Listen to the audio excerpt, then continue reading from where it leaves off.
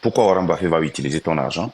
Parce que Warren Buffett a construit une relation de business avec sa banque qui lui permet d'utiliser ton argent. Parce qu'il y a une loi qui dit ici que si tu déposes ton argent dans la banque a le droit d'utiliser 80% de ton argent et si tu le veux, peut te rembourser.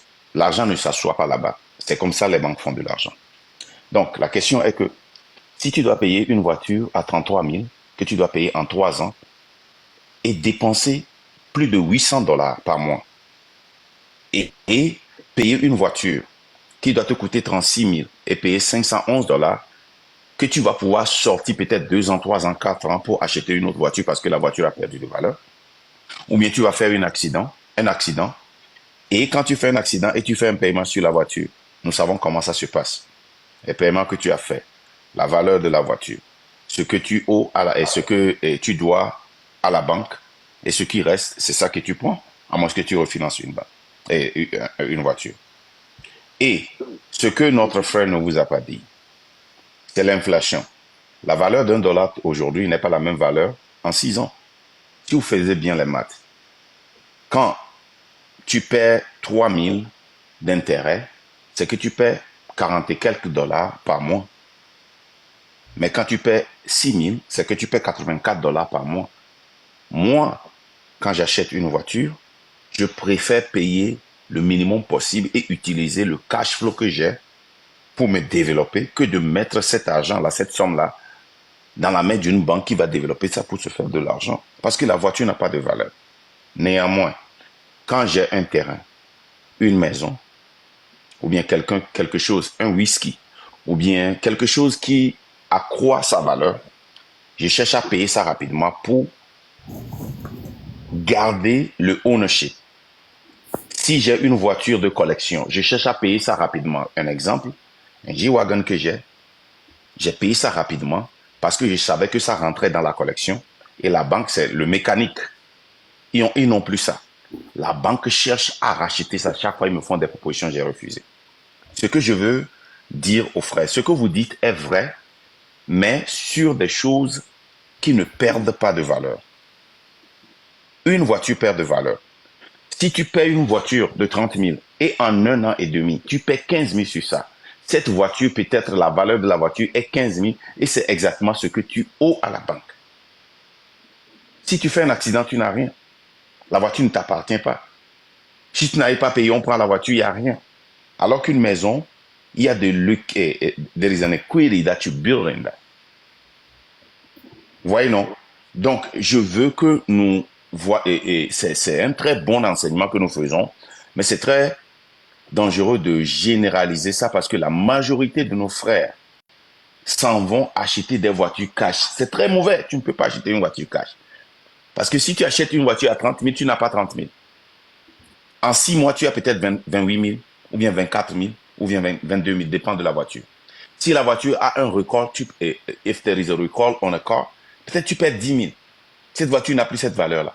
Et tu payes une voiture de 30 000, tu fais un accident, l'assurance dit qu'ils vont te rembourser 20 000, tu dis que l'assurance t'a triché. Non, ils ne t'ont pas triché. C'est la valeur de la voiture. À moins que c'est une voiture de collection. Vous voyez, non? Donc, quand nous voyons tout ça là, nous devons comprendre ce que c'est que l'économie, comment l'économie agit et comment le cash flow agit.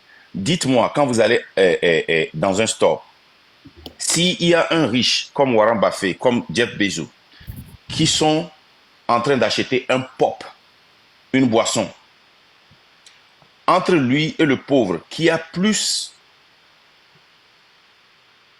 la tendance d'utiliser cash et qui a plus la tendance d'utiliser ton argent. Le pauvre a plus tendance d'utiliser le cash et le riche a plus tendance d'utiliser le crédit card. That's why we say a dollar today is better than a $10 tomorrow. C'est pas pour rien qu'on dit ça. Ça, c'est un. Deux, est-ce que je peux continuer, c'est bon? Oui, allez-y. OK. Deux, nous devons comprendre le système du crédit card. OK? Depuis 2015, ce que je vous dis là, prenez ça à la banque. Je n'ai jamais payé d'intérêt sur Credit Card, que ce soit Business Credit Card ou Personal Credit Card. Et je vais vous dire pourquoi. Là, vous avez raison. Et ça n'affecte pas les gens disent que quand tu paies ton minimum credit every month, your credit score go up. That's the biggest lie that we have sold people. OK? Et les gens aussi disent qu'ils n'aiment pas credit card, ils veulent utiliser cash. Vous savez, les deux ne sont pas mauvais. Mais voilà la meilleure façon pour ne jamais payer intérêt, même si ton credit card a 100 000 de limite. Ce que tu utilises, when that clear out, pay it. And get credit card that give you points to travel, to reserve. Si tu aimes voyager, get credit card that give you points to stay in hotel. Get credit card that give you points to rent car. Get credit card that give you membership to eat at the hotel. All these things. Mais la meilleure façon, au lieu d'utiliser ton debit card, au lieu d'utiliser cash, si tu as $50, utilise ton credit card pour payer $50. Quand ça clear, mets ton $50 là sur ton compte et paye ça en même temps. Paye ça en même temps. Hold on, can you repeat, please? Okay, this is what I'm saying. So, if you have $50 or $100 and you say, I don't want to pay interest, I'm tired. Instead of using that cash to pay, right, put that cash on your credit card. Hey, no, I'm sorry, on your account. It's like paying off. It's like always trying to pay off the credit card. Always use your credit card. Always use your credit card. Once that clear out, once it's no longer in a pending status, go use that money, pay it off. It's the same as cash. You will never pay an interest. If anybody ever pay interest by doing that, let me know. You will never. Since 2000, did I say 2015? Yeah. No, I lied. 2017. Sorry. Yes. Since 2017. I'm sorry. I didn't mean to say that. Attends. Donc, si je comprends bien, en fait, moi votre live ce soir, ça m'intéresse. Et tout à l'heure, tu as même, si tu remarques, j'ai même dit, je regarde de ne pas tomber dedans, en fait, plutôt. Ma question, c'est je ne suis qu'un jeune, j'ai mon business et tout ça. J'essaie d'utiliser ma carte de crédit du mieux que je peux et j'ai ma voiture qui est en loan et tout ça. Et ce que je veux bien savoir là tout à l'heure, je veux juste mieux comprendre. Hein. Supposons que j'ai ma carte de crédit qui a $3,000 qui a un minimum de $3,000, tu vois. Et chaque mois, et que j'ai peut-être dépensé, supposons 2,000 sur ma carte de crédit, tu vois. Mais au lieu de payer off la carte de crédit, j'essaie de payer le minimum ou de payer Non. C'est très mauvais. Tout d'abord, pourquoi tu es arrivé à 2,000? Quand tu dépenses $50 et que ça clear, pay the $50 and it comes back to zero. Because when you look at your credit report, you will see the debt that you have, you will see the assets, and you will see the expenses, right? Yes. And when your credit score go down, they tell you the reason. Sometimes it's because you have too much debt. Yes. Regardless, you pay your monthly, right? Yeah. Okay. So when you spend $20 and it clear, go and then pay it. Start doing that in the next 3 months. Call me and then let me know if there is a change or not. That's what I'm trying to say. Okay, so the best way is like always. That's the best way. Just pay when it clear. That's it. Don't let. I'm telling you as a professor. Okay, as somebody who teach economy, I'm telling you as somebody who hasn't paid one interest with multiple business that have credit card that are over $500,000 limits. Okay. All right, that's number one. Number two, when you buy a car, don't even worry about the interest. Worry about how much you pay in a month. Because if you take a difference between 6,000 and 3,000, how much is it? 3,000, right? Mm-hmm. Take 3,000 and divide by 72. You got 40 something. The money that you spend sometime daily, just on a coffee, just on a lunch, right? Mm-hmm. Yeah. Why would you give them an extra 300 because you want to pay it off and something that doesn't have any value. We cherish things that have value, like gold. You want to pay it off, right? Yes. Diamond, you want to pay it off because no matter what happens, Monsieur Mark, it has value. Yes. il y a une misunderstanding somewhere. You see, when you buy the car, quand vous achetez, il y a beaucoup de gens là, ils sont en train de parler français, pardon. Oh, pardon. Okay. Quand vous It's because the guy, my brother asked me a question in English. Voilà. Quand vous achetez une voiture, lorsque ça sort du magasin, déjà la dépréciation commence, n'est-ce pas? Mais vous devez retenir quelque chose. J'ai toujours dit que ce que vous gardez à l'école, ça c'est un b.a.-ba. Mais la pratique des choses, quand il s'agit d'acheter une voiture aux États-Unis, ne regardez pas de la sorte là, sinon vous allez tirer droit dans le mur. Merci. Je vais vous expliquer comment. Quand vous achetez une voiture, on vous dit que la voiture doit coûter 72, ça fait 72 mois pour finir, ça dit que 6 ans. Pensez que la voiture déprécie du jour au lendemain là. Vous êtes à côté. Oui, vous conduisez. Et j'ai toujours dit ici que si vous voulez faire Uber et Lyft, mettez vos micros s'il vous plaît. Si vous voulez faire Uber et Lyft, la voiture là est en train de faire rentrer de l'argent.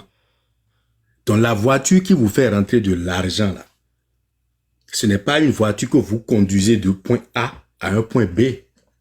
Non.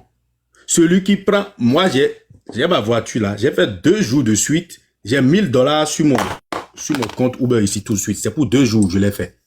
Mais c'est tendu. Si tu veux faire Uber, allez voir ce que il dit là.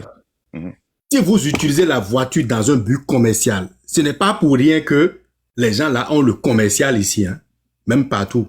Si vous utilisez la voiture dans un but commercial et que la voiture rapporte quelque chose, vous comprenez? Ça là, c'est, vous avez même obligation d'aller chercher voiture new. Non, tout d'abord, moi, je suis contre nos frères qui achètent les voitures occasion. Ok. Ok, ça c'est un. Mais il y a encore une meilleure méthode quand tu fais Uber. Oui. Quand tu fais Uber, si tu es mon frère et que tu achètes Uber, oui. I like you to go. Okay, they are both the same thing, but they have 2 different connotations. But, ils disent ne pas parler anglais. Les 2 sont presque les mêmes, 2 différents noms, mais un aide beaucoup si tu veux faire Uber ou Lyft. Au lieu d'acheter les 2, tu fais paiement, mais tu as plus d'avantages quelque part. En faisant la location? The lease. Because number one, when you pay lease, the dealer has to pay for the license. The registration, you know that? No. There's no... Non, de parler plus l'anglais, c'est l'anglais, il y a des gens qui sont... On va les confondre. Il y a quelque chose... Attends, j'ai fini ça là, tu vas voir. Voilà. Quand tu fais lease, ok, quand tu vas pour faire la plaque, ok, c'est le dealer qui paie pour la registration. Toi, tu paies seulement le pourcentage. Ça, c'est un. C'est un avantage parce que quand tu paies une voiture de 50 000, il y a déjà 10%. Non, le fee de registration à DMV, là, c'est combien? 10%. Non, ça dépend de là où vous êtes. Hein. Ça dépend. Ici, au Nebraska, c'est 10%. Ça n'est pas registration. Du total plus taxe. Non, c'est différent de registration fee. Attendez. Ok.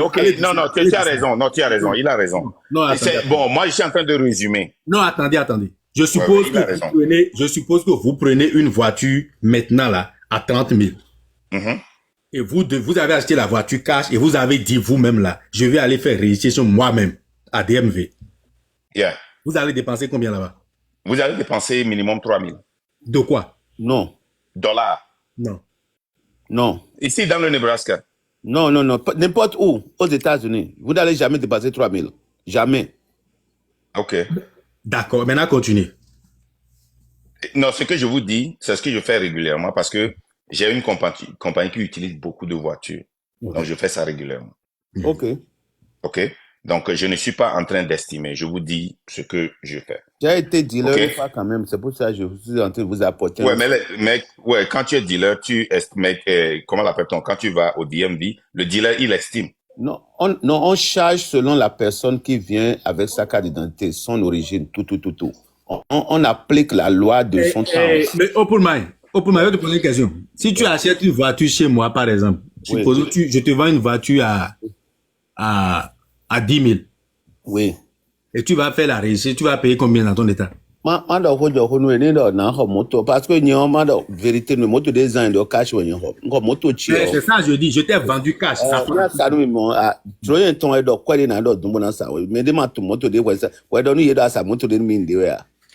je ne comprends rien. En fait, en réalité, je vais vous dire, au fait, si vous payez la voiture chez la personne, non, je prends la voiture chez lui à 10 000. Je vais, dans mon état, c'est 7%, ce n'est pas 10%. Ouais, certains états, c'est 7%. En tout cas, c'est 7%. Maintenant, si je dois payer 7% de 10 000, je ne crois pas que je suis déjà à $100. Hein. Je ne crois pas. Maintenant, Non, 7% de 10 000, ça fait 700. Ouais, 700. Si tu prends 30 000, ça fait 2100. Bon, 7 000, ça va faire, 7 000, ça fait $1,000. Ça fait $700 moins quelques. C'est pas, c'est sans taxe, hein. Ça, c'est sans taxe. Est-ce que chez vous, chaque année, vous faites encore la réalisation de la voiture? Oui. On doit faire, et ça diminue, au fait. Chaque année, tu dois revenir. Et puis, c'est basé sur la valeur, la nouvelle valeur de la voiture. La valeur, non, ce n'est même pas la nouvelle valeur. Qu'est-ce que c'est pas, oui. Bon, ils vont faire depreciation de prix. C'est-à-dire que... c'est ce que je dis. Ouais. Maintenant, depreciation. On ne paie plus la même valeur. Je ne vais plus payer $700. Je vais payer peut-être quelque chose de $30 ou $45. Pourquoi? Parce que c'est chez moi, dans mon état, nous, on renouvelle seulement sticker. On ne paie plus quoi que ce soit. On remet l'année 2024 sur 2025. Là, c'est ça qu'on rechange seulement. Faut pas oublier le sujet de base et on va revenir dessus. Il faut que je finisse ce que je suis en train de dire là. J'étais en train de dire, je ne vais pas perdre mon idée. Non, Marc, laisse-le finir puis on revient. Parce que j'ai un truc important à lui dire aussi. Allez-y. Okay. Vas-y. OK. Ce que je voulais dire, je parlais de lease là. Non seulement ça là, et the dealer pay that, that's number one. Number two, when you lease, pardon, quand tu loues chez le dealer, ça dépend si tu as une limite de mileage ou pas. Ça, des fois, moi, je dépasse les mileage, mais ça, c'est pas grand chose. Mais quand tu peux retourner sans quand tu veux pour reprendre une voiture. Et moi, avec mon crédit, je choisis combien je veux payer par mois. Parce que je sais que je vais retourner la voiture. Et ça ne m'affecte pas. Ça n'affecte pas. Ça affecte mon crédit positivement parce que quand tu retournes le lease, it is pay off before you get a new car. Et ça rentre dans ton crédit que tu as tout payé ton crédit. Le loan qu'on t'a fait là, tu as tout payé. Because it is pay off in order to open a new credit. Donc, si tu fais Uber ou Lyft, au lieu de payer totalement une voiture qui te déprécie, c'est pour cela que the registration déprécie, ok, ça diminue. Moi, j'aurais préféré que la personne loue la voiture, ok, et utilise ça pour se faire de l'argent. Et quand s'il ne veut plus reprendre cette voiture-là, il peut aller retourner ça, et puis c'est fini. Vous voyez, non. Donc, c'est moi ma pensée. Voilà, je vais vous expliquer un truc. D'abord, le leasing. Vous voulez mettre quelle voiture sous le leasing? Pour faire le Uber d'abord, moi, j'ai toujours dit ici quelque chose. Soit vous voulez faire le truc, vous le faites bien, ou vous laissez tomber. Quand vous faites le leasing pour aller faire le Uber et le Lyft, ça vous revient. Ceux qui ont fait le leasing, ceux qui conduisent en louant là, combien ça leur coûte là? Ils n'ont qu'à venir nous dire ça ici. C'est l'extra mileage. Hein? C'est le mileage. Un ancien dealer ici peut confirmer. Ça dépend. C'est le mileage, l'extra mileage que tu vas payer. Faut jamais... Non. Arrête, il est là-bas. Open mind. Tu as dit que tu étais dealer, non? C'est pas bon. Lorsque vous Open mind, est-ce que tu peux répondre à ça? Tu étais un dealer. Quand tu fais leasing. Quelle est la question? Je dis, quand tu fais un leasing. Ouais. What is the difference between a leasing and a financing? Okay, a leasing, when you take the car for zero mile and you start a car 3-year leasing, right? When you come back, they will get you the price for that car at that mileage at the time you come back, and you go based on that until your lease end, and then they will propose you to buy the car, or you can lease it. Or not? What if you come 1 year earlier? You come 1 year earlier than your lease, Yeah. you breaking the lease that you have. You know how many times I return a lease? Attendez. You can come a lease. The good thing about the lease is you can bring it and exchange it with another one. No, Then put that lease on a different. il y a confusion quelque part, vous ne voyez pas. If you exchange the car, it's different than you return the car. It's like it's totally different. If you Yeah, c'est ce que je suis en train de dire. C'est ce que je suis en train de conseiller. Finissent les gens. En fait, ceux qui lisent les voitures, non. Moi, je suis d'accord. Vous n'allez pas payer les frais de mécanique et consort quand vous avez de panne. Mais en réalité, c'est une escroquerie. On vous prend la voiture, vous revenez encore, vous prenez une autre nouvelle voiture. C'est vous qui perdez, au fait. Qu'est-ce que je perds? Dis-moi ce que je perds. Attendez. Il faut qu'on se comprenne. Attendez. On a des frères en bas qui savent rien de ce qu'on dit là. Écoutez. Quand vous faites le leasing est bon pour un homme d'affaires. D'affaires. C'est ça, dire un individu, c'est pas bon. Celui qui veut faire Uber, moi j'ai affaire ici à des gens qui sont encore de je me cherche. Je vous dis, quand tu veux faire Uber là, il faut d'abord éviter les use cars. Ça c'est fini. Maintenant moi je dis, tu vas chercher voiture new là. Quand vous voyez la dépréciation, vous n'allez jamais acheter voiture pour faire Uber et Lyft. Puisque vous allez mettre des mileage chaque jour. Oui, je dis une question. Laissez-moi finir. Oui. Lorsque vous prenez par exemple un Toyota Highlander New, d'accord, et on vous dit, et j'ai associé, je dis, vous avez un bon crédit card à la suite, il est préférable que vous payiez off cette voiture-là en 36 mois. Et pourquoi? Je vais vous dire pourquoi. Par exemple, en Côte d'Ivoire, moi j'ai un ami ivoirien, il fait que faire ça. Il a déjà fait ça avec 2 fois déjà, j'ai vu avec lui. En Côte d'Ivoire, là, vous ne pouvez pas rentrer en Côte d'Ivoire ou au Ghana avec une voiture de plus de 5 ans. D'accord? Lui, qu'est-ce qu'il fait? Tu prends la voiture Highlander, il a utilisé en 3 ans, il a fini. Il a cherché de l'argent avec. D'abord, il a cherché de l'argent avec. Merci. Il a fini de payer la voiture. Il envoie encore la voiture. En Afrique, il revend ça au même prix encore. Au même prix encore. Je connais ça, non? C'est de ça que je parle. Ok. So, nous sommes en train de parler de 2 choses différentes. Non, c'est pas différent. Laissez-moi finir. Vous savez, moi, je parle souvent plus des expériences que les... Vous me voyez là. Je suis un économiste aussi. Ceux qui me connaissent, il n'y a pas cette microfinance dans Cotonou là qui ne me connaît pas en tant que consultant. Je vous dis, ce pays là que vous voyez là, ça c'est les littératures qu'ils ont écrit, les autres là.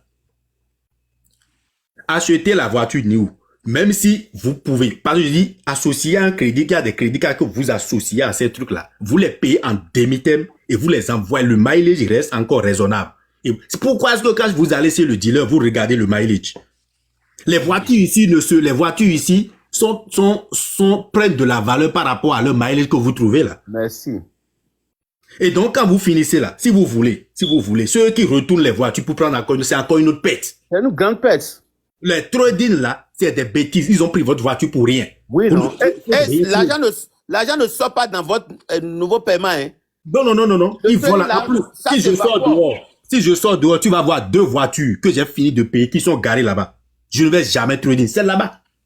Et le mois prochain, je vais essayer d'envoyer même à ma soeur cadeau. C'est là, c'est dehors. C'est-à-dire, est-ce que je peux faire un commentaire et puis je vais aller dormir là? Non, laissez-moi terminer, vous allez comprendre. Maintenant, vous allez aborder un sujet de equity et que je vais vous expliquer. Ok. Et bon, après ce commentaire, je vais descendre, je vais aller dormir. Ouais. Les equity là. Mais j'ai beaucoup. Attends, je vais finir. Non, laissez-moi finir. Allez finir. C'est on dit laisse-le finir. Non, je vais finir. Il dit quand il finit, il va descendre. Je voulais pas qu'il finisse et descendre. Je voulais les expliquer. Écouter quoi. Voilà. Quand on dit equity, et puis ça devient une chanson pour tout le monde, equity là. Les gens n'ont pas expliqué ce que c'est que equity là. Equity là, c'est quoi? Quand je vous dis à quelqu'un, amenez-moi equity en français, ça fait quoi? Equity, ça fait environ l'égalité d'une valeur qui vous... En fait, c'est un avantage pour celui qui... C'est juste garanti. Quelqu'un a muté quelqu'un? Hein? Equity, c'est juste le fait, vous mettez votre maison en garantie. Point final, ça s'arrête là. Et quand les gens disent que la maison, oui, la maison prend de la valeur. Toute maison, ça prend de la valeur, ça dépend de la zone, d'accord, ça prend de la valeur. Maintenant, quand tu as acheté la maison à 100 000 avant, et aujourd'hui, la maison passe à 200 000. Ok, les gens vont te dire que l'équity, ça fait la différence, ça fait 200 000, mais pour avoir les 200 000, c'est pas facile, on peut te donner 100 000, 150 000. D'accord. Mais si tu mets la maison, c'est une manière de mettre la maison en garantie, et tu prends les 200 000, les 150 000, je ne sais pas, pour faire ce que tu veux faire avec. Mais est-ce que ça veut dire que tu as quitté la dette? Tu n'as jamais quitté la dette. Et si tu ne paies pas la dette, qu'est-ce qui suit l'équity? Ah, mais tu vas faire foreclosure. C'est très bien. Donc, les gens doivent comprendre quelque chose. Quoi qu'on dise, il y a un risque qui tourne dans toutes choses. Il y a un risque. Et puis, moi, ce que j'enseigne, c'est de comprendre ce que c'est que les risques.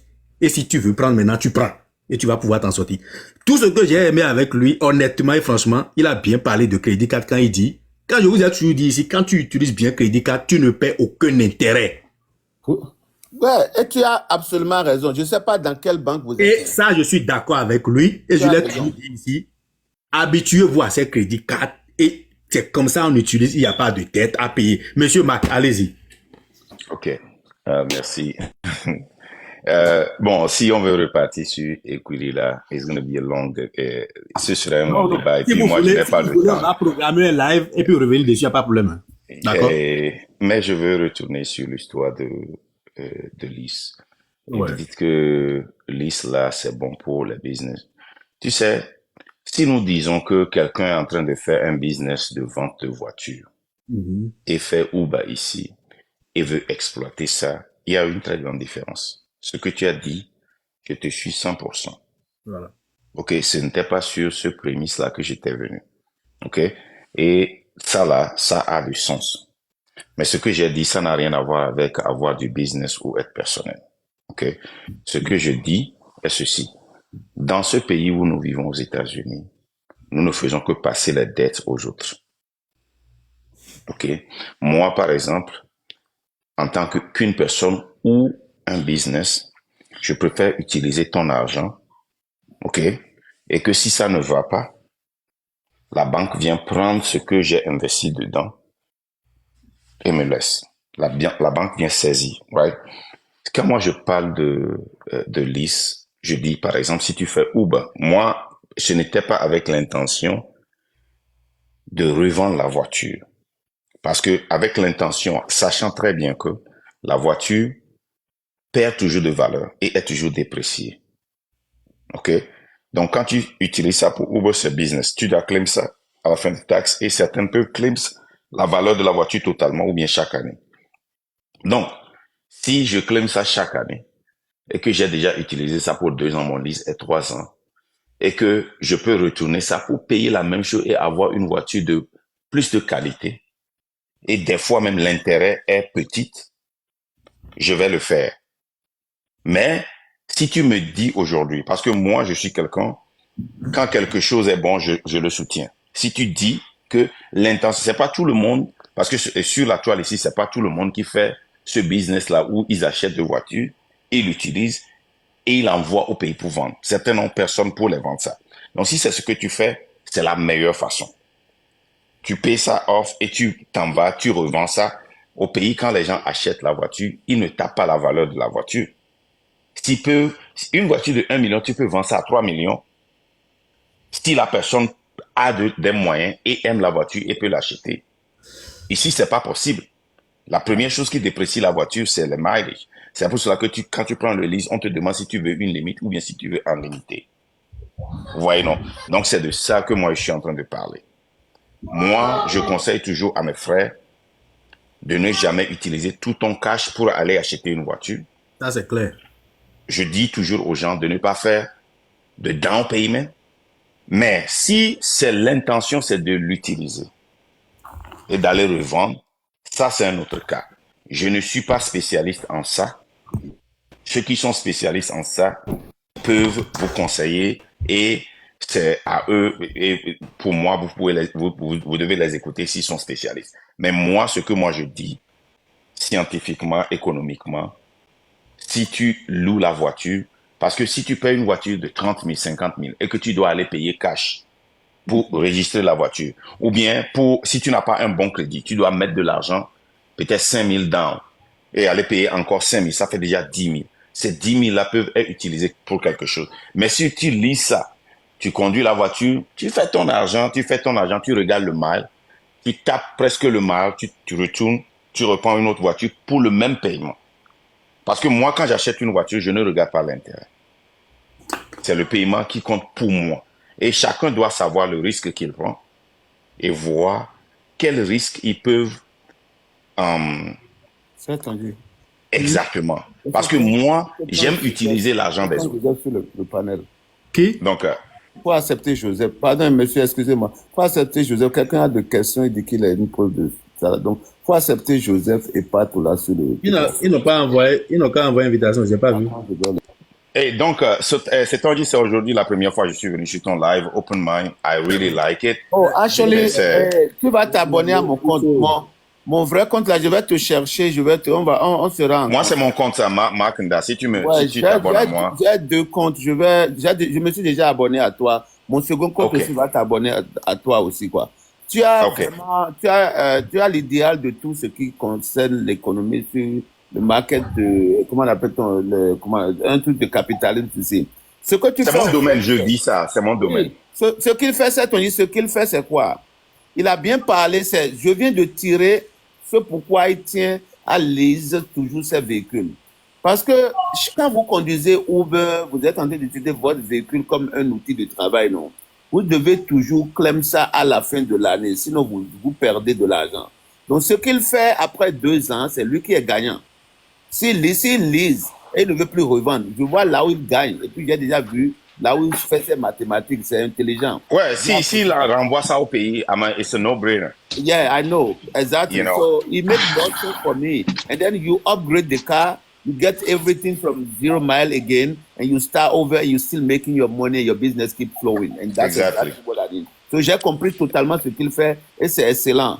Maintenant, et la grande question avec les gens, il ne faut pas comparer ce que ce monsieur dit à ce que vous vivez. Parce que ce monsieur est dans un business où il a plus qu'un véhicule. Si je me trompe pas, tu utilises plus qu'un véhicule. Ouais, j'utilise plus qu'un véhicule, mais Yes. ce que je dis, c'est aussi vrai si tu n'es pas dans le business, mais quand, c'est on dit, là où il m'a cloué, c'est que je ne savais pas qu'il envoyait ça au pays. Parce que quand tu envoies ça au pays ou bien tu revends ça C'est à trop quelqu'un, bénéfique. il y a une autre différence. Yes. Mais si tu conduis ça ici, là, regarde, prends seulement une voiture qui coûte 30 000 aujourd'hui et tu descends 3 ans et compare les valeurs. Non, ça descend. Au fait, le jour où tu Carrément, prends la voiture que ça sort, ça non, descend. c'est même Ouais. le lendemain. Le jour où tu prends la voiture, tu conduis du lot de dealer, ça C'est le même jour, Ouais, la même heure. Ça à 3 000 descend de la voiture en même temps. Donc, c'est ce Exactly. que je veux que les gens... Et nous tous, nous avions acheté des voitures qui ont seulement 10 miles et on a gagné peut-être 10 000, 15 000 sur ça, 5 000 sur ça à cause des 10 miles. Et Exact. c'était la voiture de test. Ouais. Vous voyez, non. Donc, je vais descendre. Merci Allô? beaucoup. Oui, Donc, monsieur Nda, avant de descendre, j'ai une question pour vous, s'il vous plaît. Oh, Oui. OK. Oui, c'est concernant les voitures de collection. Ma Oui. question est ce que je vais vous poser. Quand est-ce que on peut parler de voitures de collection parmi les voitures qu'on utilise aux États-Unis? Les compagnies qui fabriquent les voitures déclarent ça collection. Ils cessent de le faire. C'est pas toute voiture qu'on a cessé de faire qui devient collection. Eux-mêmes, ils déclarent ça. Et puis, il y a un gars de dealer ici, un dealer ici. Moi, par exemple, les voitures que moi j'ai gardées comme collection, c'est déclaré par les dealers. Ok. Maintenant, ma deuxième question, c'est est-ce que les voitures qui ont plus de 60 ans d'existence peuvent directement être des voitures de collection? Par exemple, Pas toutes les voitures. Non, c'est pas toutes les voitures. Ok. Oui. Les voitures de collection, c'est les voitures que les Américains ont. En tout cas, dans ce pays, les voitures que même si vous gardez ça pour 50 ans, 70 ans, les voitures là ont toujours une valeur de vente. C'est des voitures qui sont faites autrement. Donc, c'est pas les voitures comme les Chevy, Malibu, non. Ça n'a rien à faire avec ça. Je dis ça parce que j'ai une voiture que, bon, dans mon état, dans la ville où je suis, ils font ce qu'ils appellent cachot. Et les anciennes, voilà. ces voitures... C'est de ça il s'agit, au fait. C'est des anciennes voitures. Par exemple, la Mercedes de 1973, par exemple, ça pèse même des fois du prix plus que les véhicules qui sont faits dans l'année 2024. C'est un peu ça. Maintenant, Yeah. Mais seulement ce que je veux te dire aussi, que c'est que c'est pas toute ancienne voiture qui est une voiture de collection. Les voitures de collection sont listées des fois sur les websites des fabricants. Par exemple, quand tu prends Mercedes, toutes les versions, ou bien Infiniti, ou bien Beamer, ils ont tous leurs voitures de collection, ou bien tu peux demander à notre frère Google. ok, Si d'accord. ta voiture là est en collection, nous sommes dans un monde très simple où tu peux demander à Google est devenu notre frère, notre secrétaire maintenant. Faut taper même collection cars en Google. Tu vas voir la liste. Ça va te montrer. Ça va te Mais dire. Happy, ça va lui donner une très grande liste. Il Voilà. connaît sa voiture. S'il tape sa Oui. voiture, is this car a collection car? Simple, ça va lui donner ça. D'accord, merci. Ok, je vais quitter maintenant. Merci Monsieur beaucoup. Marc, J'ai beaucoup. Oui. Monsieur Marc, On va se je voir me suis régulièrement. inscrit à toi. Voilà mon compte. Voilà mon autre compte ici. En tout cas, je me suis inscrit à toi tout de suite et tu Ok. verras ça. I'll follow you. Ok. C'est Tanguy. Ouais. Abonne-toi à moi et puis demande à tes abonnés de t'abonner à moi. Moi aussi, je vais demander à mes abonnés de t'abonner à toi. Ouais, Pas de souci. je viens de le Ok. faire. Hein. Merci beaucoup. Merci pour l'information et ça fait vraiment plaisir. Ouais. Yeah, de rien, de rien. Et plaisir à vous tous. Enjoy. Plaisir partagé. Monsieur Satoni, tu as accepté Monsieur Joseph là. Il était en train de poser une question. C'est qui? Il est où? Joseph Kwesi, je crois qu'il avait demandé à monter, pas tous. Vous êtes sur le truc. Hein. Excusez-moi. Ils sont repartis. Attends.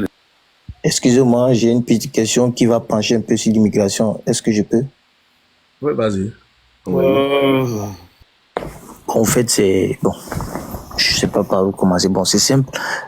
Imaginons, bon, nous qui ne sommes pas encore entrés aux États-Unis, et bon, si nous passons par un visa touristique, par exemple, et que ici au pays, je me fais déjà entre 5 à 10 000 dollars le mois, et que j'arrive, par exemple, aux États-Unis. Tu fais quoi? Bon, je suis un peu... Oui. Bon, moi, je suis dans le virtuel. Moi, je suis actuellement au Togo. Et Je suis dans le virtuel. Je fais la crypto, je fais un peu du trading et des petits trucs comme ça. Il dit, par mois. si Oui, par hein. exemple, il fait entre 5 Voilà. et 10 000 dollars par mois, il s'en Voilà. va poser une question. Ok, vas-y. Donc, supposons que je fais en moyenne et que j'arrive, par exemple, aux États-Unis. Comme j'ai envie de rester dans le pays, bon, est-ce que, bon, je sais pas par quel papier peut-être commencer, si c'est que c'est le work permit que je cherche ou bien la green card, je sais pas combien de temps ça va me prendre, ou bien... Monsieur Joseph est en train de redemander encore. Si tu peux accepter son invitation. Joseph, quelque chose là. Tu as vu? Non, Tu n'as pas vu Joseph? j'ai rien vu comme Joseph fait. Ah bon. Allez-y, hein, et Kid Club. Bon, supposons que bon, vous avez eu peut-être la green card ou bien le work permit pour faire un travail et que par exemple vous êtes là-bas, mais vous produisez toujours de l'argent comme vous le faites ici au pays. Est-ce que bon, et si vous êtes là dans votre chambre, vous produisez votre argent, est-ce que ça pose un problème au pays ou bien ils vont dire que bon, vous n'êtes pas crédible? Monsieur Satoni, je vais lui répondre. La question n'est pas claire pour moi. Voilà, bon, je sais pas comment formuler, mais bon. Oui, moi, bon. Je peux lui répondre, monsieur Satoni. D'accord. Oui, allez. En réalité, il veut venir là-bas, comme il est dans le virtuel, rester dans sa chambre et faire son virtuel et être dans le pays. Je vais Voilà. vous dire d'abord quelque chose. Comme vous êtes en Afrique, vous bénéficiez de beaucoup de choses. Quand vous allez venir aux États-Unis et vouloir rester dans le virtuel, vous devez déclarer Voilà. tout ce que vous êtes en train de faire et payer les impôts. Les États-Unis, c'est les impôts, maquillage à la culotte. C'est pas ce que vous êtes en train de penser. Donc, Ok. ils vont vous suivre ce que vous êtes en train de faire et vous allez payer les taxes, les impôts, beaucoup de choses. Et quand vous faites le trading et vous dites que vous êtes aux États-Unis, déjà la source, déjà les taxes, tout ce qu'on doit vous prendre là, on prélève. C'est pas ce que vous êtes en train de voir en Afrique et ils ne vous disent rien. Automatiquement, ils vont vous demander votre Social Security number ils vont vous demander, peut-être si vous n'avez pas ça, votre société, le Hello? EIN, ils vont vous demander pour quand même récupérer Ok. les trucs là à la source. Vous comprenez? Maintenant, Ok, venir ok. maintenant là-bas avec visiteurs, touristes, tout ça là, ça ne vous permet pas de faire ces trucs-là. Maintenant, si vous êtes non résident même, et vous êtes là, vous êtes en train de faire une affaire, vous devez déclarer pour que l'ARS vous suive et vous devez payer les impôts. Eux, ils sont là pour ramasser les impôts, hein. Quel que soit Alpha, par n'importe quel moyen. Vous comprenez? Ok, ok, merci bien. Déjà, ici, il faut te dire que sans le social, tu ne peux pas faire le trading. Ok, Donc, si tu fais le merci. trading, il te faut le social, et puis sans ça, tu ne peux pas. Donc, il te faudra pour avoir ces documents-là avant de commencer à penser à ça, quoi. D'accord. Maintenant, si tu es à Cotonou, bon, chacun a ses rêves. Mais si tu es à Abidjan et que tu peux déjà faire jusqu'à 10 000 le mois, moi, je vais venir faire quoi aux États-Unis? Vaut mieux que tu restes au pays. Non, il veut avoir papier. Il veut papier, non? Mais c'est-à-dire, il n'a Exactement. pas compris. Non, Ce j'ai qui est bien dans dit chacun papier, a là. ses rêves.